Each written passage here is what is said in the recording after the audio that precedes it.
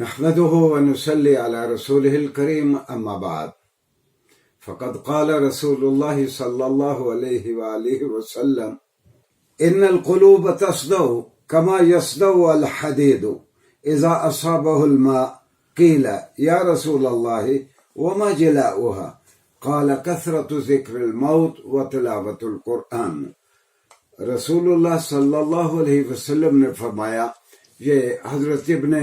عمر رضی اللہ عنہ سے روایت ہے اور حدیث کی ساری کتابوں میں یہ حدیث پائی جاتی ہے۔ میں اس وقت اس کو نقل کر رہا ہوں حاکم کی مستدرک سے۔ رسول اللہ علیہ وسلم نے فرمایا کہ لوگوں، انسانی دلوں کو زنگ لگ جاتا ہے، بالکل اسی طرح جس طرح لوہے کو نمی یا پانی پہنچے، پانی لگ جائے تو لوہے کو زنگ لگ جاتا ہے، جس طرح لوہے کو زنگ لگ جاتا ہے رسول اللہ صلی اللہ علیہ وسلم فرماتے ہیں دل بھی زنگ آلود ہو جاتے ہیں۔ صحابہ نے پوچھا یا رسول اللہ، ہم دلوں کو سیکل کس طرح کر سکتے ہیں، دلوں کو پاک کیسے کر سکتے ہیں، اس کو کروین سے، زنگ سے ان کو الگ کس طرح، صاف کس طرح کر سکتے ہیں؟ رسول اللہ صلی اللہ علیہ وسلم نے فرمایا کثرت ذکر الموت،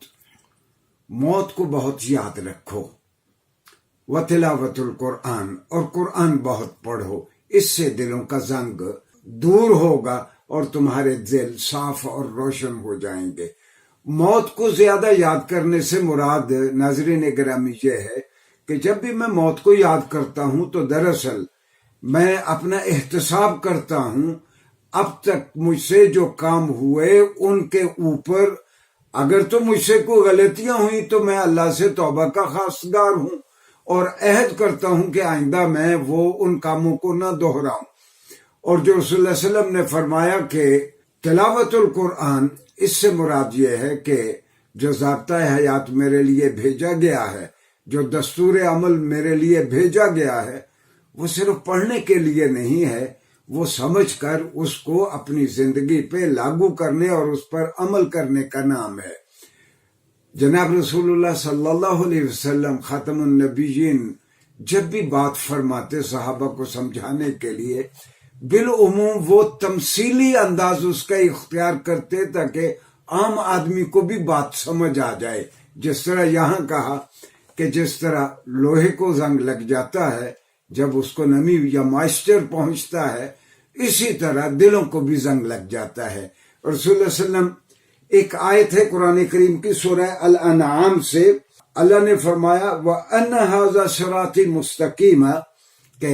نبی صلی اللہ علیہ وسلم کی زبانی کہا جا رہا ہے وَأَنَّ هَذَا صِرَاطِي مُسْتَقِيمًا فَاتَّبِعُوهُ۔ رسول اللہ علیہ وسلم لوگوں سے کہتے ہیں یہ میرا سیدھا راستہ ہے، اس کی اتباع کرو۔ اس کو رسول اللہ صلی اللہ علیہ وسلم، اور یہ حدیث کی کتابوں میں ہے کہ رسول اللہ، مشکات المصابیح سے میں نقل کر رہا ہوں کہ رسول اللہ صلی اللہ علیہ وسلم نے فرمایا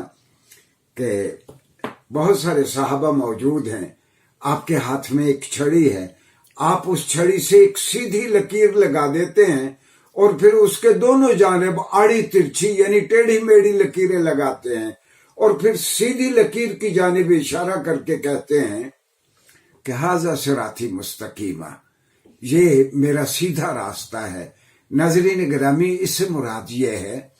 کہ شیطان وسوسوں کے ذریعے اور کئی ذریعے سے ہمارے دلوں پہ حملہ آور ہوتا ہے۔ قرآن کے لفظوں میں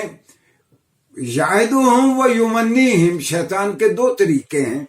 جب وہ مجھے اکساتا ہے کوئی برا کام کرنے کے لیے تو ساتھ میرے دل میں ڈالتا ہے کہ اس برا کام کرنے سے آپ کو یہ فائدے ہوں گے، ساتھ وہ یہ بھی کہتا ہے اگر یہ نہ کیا تو آپ کو یہ نقصان ہونے کا احتمال ہے۔ تو قرآن کے لفظوں میں یعدہم و یمنیہم، شیطان بندے کو بہلاوا دیتے ہوئے